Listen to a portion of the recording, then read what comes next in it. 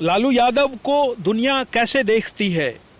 क्या लालू यादव दबे कुचले लोगों के हमदर्द थे, गरीबों के मसीहा थे, या जंगल राज और भ्रष्टाचार के प्रतीक?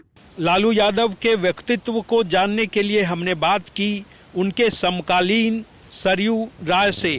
सरयू राय वही शख्स हैं जिन्होंने एक राजनीतिज्ञ के तौर पर पहली बार पशुपालन विभाग में भ्रष्टाचार की आशंका जताई थी और लालू यादव की सरकार के खिलाफ आरोप पत्र जनता के सामने रखा था।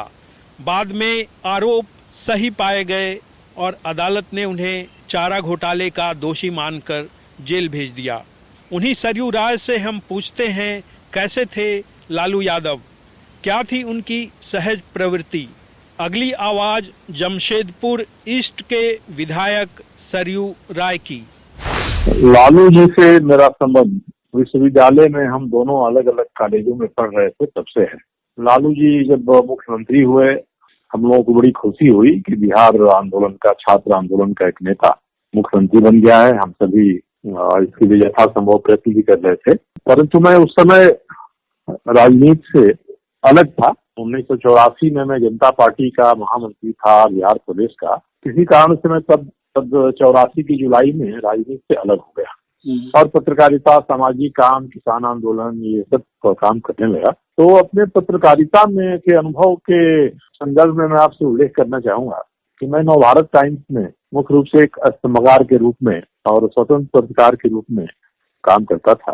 तो बिहार सरकार के बजट दस्तावेज, वार्षिक पंचवार्षिक योजनाओं का दस्तावेज, बिहार सरकार द्वारा जो भारत सरकार द्वारा गठित वित्त आयोग है उसको सौंपे गए दस्तावेज, इन सबों का मैं अध्ययन करता था, विश्लेषण करता था। मैं इस निष्कर्ष पर पहुंचा कि जो विसंगतियां दिखाई पड़ रही हैं बजट दस्तावेजों में, उनके आंकड़ों में, उसका कारण यही हो सकता है कि किसी न किसी रूप में सरकारी खजाने से अवैध निकासी हो रही है। ये मेरा अपना अनुमान था। ये 1991-92 की बात है। अब मैं जिससे भी चर्चा करता था वो यही कहता था कि नहीं, ये संभव नहीं है, पीएसी है, पीएजी है, हाँ, सारे बजट के जो निकासी हैं इनके द्वारा उनका समन्वय होता है, ये संभव नहीं है। एक मैं उल्लेख करना चाहूंगा, अभी हाल ही में हम लोगों की बड़ी बहन जैसी थी मृदुला सिन्हा, दिवंगत हुई है। उनके पति देव डॉक्टर राम कृपाल सिन्हा उस समय 93-94 के समय में भारतीय जनता पार्टी के बिहार प्रदेश कार्यालय के मुख्यालय में पूर्णकालिक कार्यकर्ता की तरफ से काम करते थे। और 1977 में जो मोरारजी भाई की सरकार बनी थी, वे उस समय वित्त राज्य मंत्री उस सरकार में थी, प्रोफेसर भी थे। तो भारतीय जनता पार्टी के जो भी बड़े नेता थे वे उनकी बातों पर, उनके विश्लेषणों पर ज्यादा भरोसा करते थे। इस बीच में मुझे याद है कि भारतीय जनता पार्टी में मैं शामिल हुआ, फिर से राजनीति शुरू की मई 1993 में, और प्रवक्ता बनाया गया, मैं प्रदेश का महामंत्री बनाया गया। अब भारतीय जनता पार्टी के जो बिहार के शीर्ष नेता थे, स्वर्गीय कैलाशपति मिश्रा जी, स्वर्गीय अश्विनी कुमार जी अध्यक्ष थे, इन लोगों ने मुझसे ये कहा, चर्चा किया कि भाई लालू प्रसाद 1990 के मार्च से मुख्यमंत्री हैं, 4 साल पूरा होने जा रहे हैं, इनकी छवि ऐसी बनी है कि ये गरीबों के मसीहा हैं, खुद भी गरीब घर से हैं, संघर्ष करके इतना आगे बढ़े हैं, इनकी यही छवि है। तो मुझसे उन्होंने कहा कि पार्टी चाहती है कि एक आरोप पत्र उनकी सरकार पर तैयार करे। तो मैंने कहा कि देखिए, मैं भी सहमत हूँ कि लालू जी की छवि है, परंतु मेरे पास पत्रकारिता के दौरान किए गए अध्ययन और विश्लेषण के जो आंकड़े हैं, मैं एक दस्तावेज तैयार कर सकता हूँ। और मैंने तैयार किया, 44 पॉइंट्स का एक दस्तावेज तैयार किया, जिसमें पशुपालन घोटाला के 7 के संदर्भ में 7 बिंदु थे। सरकारी खजाने से निकासी हो रही है, मैंने बताया था उसमें अपना विश्लेषण करके। अब जब मैंने तैयार कर दिया यह परिपत्र, जिसको जयप्रकाश जी का जन्मदिन 11 अक्टूबर 1994 को प्रकाशित होना था, तो भारतीय जनता पार्टी के शीर्ष नेताओं ने देखा, पढ़ा, समझा, लोगों से विमर्श किया और उनको पूरा भरोसा नहीं हुआ। और मैंने जो बनाया था वो आरोप पत्र ही था। 44 बिंदुओं में से 8-9 बिंदु ऐसे थे जो सरकारी खजाना से अवैध निकासी को प्रमाणित करने वाले थे। पशुपालन विभाग में ज्यादा हो रहा है, ये बीच में संदर्भ था। परंतु भाजपा के शीर्ष नेताओं को ये भरोसा नहीं हुआ कि मैं जो कह रहा हूँ, मैं जो लिख रहा हूँ, तो इतनी बड़ी बात कर रहा हूँ, तो उनको लगा कि भाई भरोसा नहीं हुआ इस पर। तो उन्होंने, उनको करना था, पार्टी के जो अध्यक्ष थे अश्विनी कुमार जी, बड़े नेता थे कैलाशपति जी, उनको करना था प्रेस कॉन्फ्रेंस और इस दस्तावेज को, इस आरोप पत्र को रिलीज करना था। उन्होंने कहा मुझे कि आप ही कर दो, तो मैंने कर दिया, रिलीज हो गया।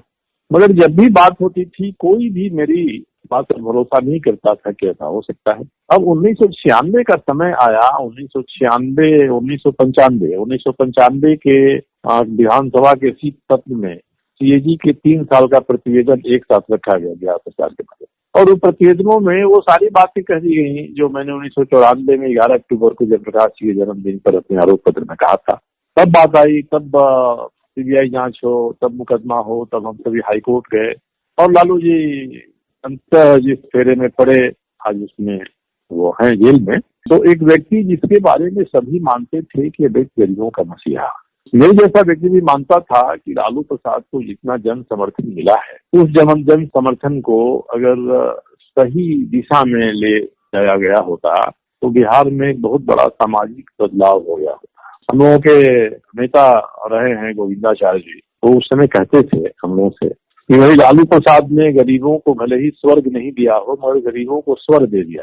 तो लालू जी ने गरीबों को स्वर दिया, गरीबों में चेतना आई, एक परिवर्तन उन्होंने किया, मगर इस परिवर्तन को सही दिशा में, बिहार के विकास की दिशा में, सामाजिक समरसता की दिशा में ले जाने का प्रयास हुआ होता तो आज स्थिति अलग होती। तो इसलिए एक बड़े आधार वाले, बड़े जनाधार वाले नेता 94 तक कोई कहता नहीं था कि उन पर कोई आरोप है, उनके विरोधी दल भी नहीं कहते थे। और 96 में ऐसी स्थिति आ गई कि वो भ्रष्टाचार के आरोपों में घिर गए, जांच हो गई। मुझे याद है कि रविशंकर प्रसाद जी आज केंद्रीय मंत्री हैं, उनके पिताजी बड़े वकील हुआ करते थे। तो सीएजी की रिपोर्ट लेकर मैं 3 या 4 जनवरी 96 को उनके पास गया, रवि जी के साथ गया कि भाई मैं पहले से कहता था सीएजी ने लिख दिया है, इस पर क्या हो सकता है, कोर्ट में मुकदमा हो सकता है। तो उन्होंने कहा कि देखिए सीएजी का जो प्रतिवेदन है इस पर विधानसभा में जब रखा जाता है तो लोक लेखा समिति ही इस पर विचार करती है, हमने कोई कार्रवाई इस पर संभव नहीं है। तब मैंने 6 जनवरी को, उस समय हमारे वीएस दुबे साहब वित्त सचिव थे, उनको मैंने पत्र लिखा। वो पत्र 7 जनवरी के अखबारों में छपा भी। उन्होंने बताया कि ऐसे ऐसे ऐसे ऐसे सीएजी की रिपोर्ट में कार्रवाई होनी चाहिए। उन्होंने भी निर्देश दिया वीएस दुबे साहब ने अपने जिलाधिकारियों को, और ये बात साबित हो गई। अमित खरे साहब जो रेड किया चाईबासा ट्रेलरी पर, खुलकर सामने आ गई कि मैंने जो 94 में कहा था, सीएजी ने 1995 में रिपोर्ट में जो कहा था उसके प्रमाण मिल गए। तब मैं पहला आदमी था जिसने मांग किया सीबीआई की जांच होनी चाहिए, और सीबीआई जांच के लिए जो पीआईएल फाइल हुआ उसमें मैं भी था, मेरे साथ सुशील मोदी थे और लोग थे। तो हम लोगों ने केस फाइल किया, हाईकोर्ट ने आदेश किया सीबीआई जांच होनी चाहिए, सीबीआई की जांच हुई। तो आज लबोलबाब यही क्या है कि एक बड़ा नेता जिसमें क्षमता थी मसीहा हो सकने की, जिसमें क्षमता थी इतिहास पुरुष हो सकने की, जिसको इतना जन समर्थन था जो उस व्यक्ति को इतिहास पुरुष बना देता, व्यक्ति को बड़ा आदमी बना देता, परंतु उस व्यक्ति ने अपने जनाधार को, अपने जन समर्थन को सही दिशा में ले जाने में चूक गया। संभव है कि उनके भीतर वो क्षमता ना हो, तो उन्होंने उधर ले गए होते तो बिहार का भी विकास हुआ होता। इतना बड़ा जन समर्थन जिसके पास था वो कुछ अलोकप्रिय निर्णय भी लेता राज्य के हित में, तो वह क्रियान्वित होता। तो अब तो लालू जी का के बारे में मेरा अध्ययन ये है कि लालू प्रसाद जी विद्यार्थी जीवन में जैसे थे, एमएलए एमपी बने उस समय जैसे थे, वैसे ही मुख्यमंत्री बनने के समय भी रहे और वैसे ही आज भी। तो ये कहा जाए कि एक स्वाभाविक व्यक्तित्व उनका है, नियति ने जो भी उनके लिए निर्धारित किया हो, मगर एक स्वाभाविक चरित्र के व्यक्ति के नाते जैसे कहा जाता है कि नेचर और सिग्नेचर बहुत कम बदलता है या नहीं बदलता है, उसी तरह हम देखें उस रूप में तो लालू प्रसाद के चरित्र में, व्यक्तित्व में कोई गुणात्मक बहुत बदलाव नहीं हुआ है, परिणामात्मक हुआ है। एक सामान्य विद्यार्थी से लेकर वो एमएलए एमपी बने, मुख्यमंत्री बने, केंद्र सरकार में मंत्री बने, ये सारी चीजें हुई हैं। तो ये परिमाण के रूप में परिमाणात्मक परिवर्तन हुआ है। ले देकर जो उनका ओरिजिनल व्यक्तित्व है वह वही रह गया जो समय था। एक बेलौस आदमी है, दोस्त परस्त हैं, नजदीक के लोग जो कहते हैं थोड़ा उसको सुन लेते हैं, मदद कर देते हैं। इसी मदद में वो फंस भी गए, इसी मदद में उनसे गलतियां भी हो गई। और हमारे जैसे व्यक्ति जब चिताते थे, चेतावनी देते थे, बातों को सामने लाते थे, अखबारों में लिखते थे, और 1994 में मैंने तो रिलीज किया आरोप पत्र को, तब भी लालू जी संभल गए होते तो आज मुझे नहीं लगता है कि ऐसी स्थिति में पहुंचते। ओरिजिनल लालू आपके हिसाब से क्या थे? जो गरीबों के हमदर्द थे वो उनका ओरिजिनल रूप था, या जो भ्रष्टाचार की ओर मुड़े वो उनका ओरिजिनल प्रवृत्ति थी? ये मिक्स था। दोनों ही व्यक्तित्व के हिस्से पहले भी उनके पास साथ थे। गरीब थे, गरीबों की हिमायत करते थे, परंतु उस समय भी दाहिने बाएं थोड़ा तो कर ही लेते थे वो। तो उनका व्यक्तित्व दोनों का ही मिश्रण था। और जब आगे गए तो कहा जाता है कि बढ़िया खाना बना दीजिए, उसमें 2 बूंद किरासन का तेल पड़ गया तो खराब हो जाता है। तो उनके व्यक्तित्व में ये पहलू बहुत ज्यादा प्रसारित हो गया, बहुत आगे बढ़ गया। तो गरीबों के प्रति मसीहा होना, उनका हमदर्द होना, ये बात गौण हो गई। और एक बेलौसपन था उनको, केयरलेसनेस था कि चलिए हम कर रहे हैं, कुछ होगा नहीं हमारा, ऐसे व्यक्तित्व था उनका। तो एक ठेठ गंवई व्यक्तित्व था जो नियम कानून से परे कई चीजों को अभ्यास के रूप में साधते रहता है, ऐसा एक व्यक्तित्व था उनका। और वही बेलौस व्यक्तित्व, वही ठेठ गंवई अंदाज वाला व्यक्तित्व आज भी उनका है। कई बार लगता है कि लालू जी जो कर देते हैं शायद उनको अंदाजा नहीं रहता है कि उसका नतीजा क्या होगा, और वही नतीजा उनको फिर से जोड़ देता है भ्रष्टाचार के आरोपों के साथ, या उनके राजकाज में उनके समय में जो दबंग जाति होने के कारण से उनकी जाति ने कुछ थोड़ा अत्याचार किया, वो और अधिक फिर से प्रचारित हो जाता है। तो दोबारा इस संदर्भ में आ जाता है कि भाई लालू तो ऐसे हैं, लालू तो वैसे हैं, लालू तो ये करेंगे, लालू आएंगे तो वो करेंगे। तो इसलिए मुझे नहीं लगता है कि कई बार कभी लगता है कि वो करने के बाद सोचते हैं।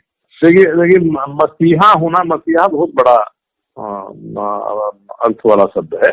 तो समाजवादी पार्टी के साथ जुड़े, समाजवादी जनसभा में रहे, बीच में नौकरी कर ली, बाद तिवारी जैसे उनके साथियों ने खींच के उनको राजनीति में लाया, छात्र संघ में आए, ये सारी चीजें होती गई।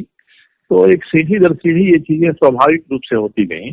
कोई उनके भीतर कभी भी कोई दार्शनिक पहलू नहीं था, या जिस सिद्धांत के पीछे घूम रहे थे उस सिद्धांत की भी समझ उनको हो, उस सिद्धांत के माध्यम से, उस दर्शन के माध्यम से हम कैसे परिवर्तन कर सकेंगे, इसके बारे कोई बहुत बड़ी सोच उनके व्यक्तित्व में कभी नहीं रही। एक लोकप्रिय व्यक्ति तो हमेशा से उनका रहा, और एक समूह संबंध बन गया था समाजवादी दल का, उसके साथ वो जुड़े रहे। जैसे जैसे उसने अपना रूप परिवर्तित किया, समाजवादी पार्टी जनता पार्टी बनी, समाजवादी जनता पार्टी बनी, जनता दल बनी, राष्ट्रीय जनता दल बनी, उसको लेकर वे चलते रहे।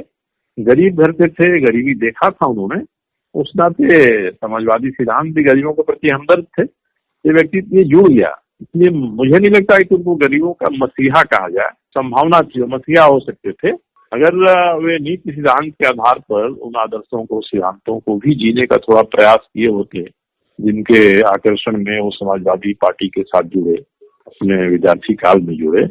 उसको समझने का प्रयास, उसको क्रियान्वित करने का प्रयास उन्होंने नहीं किया।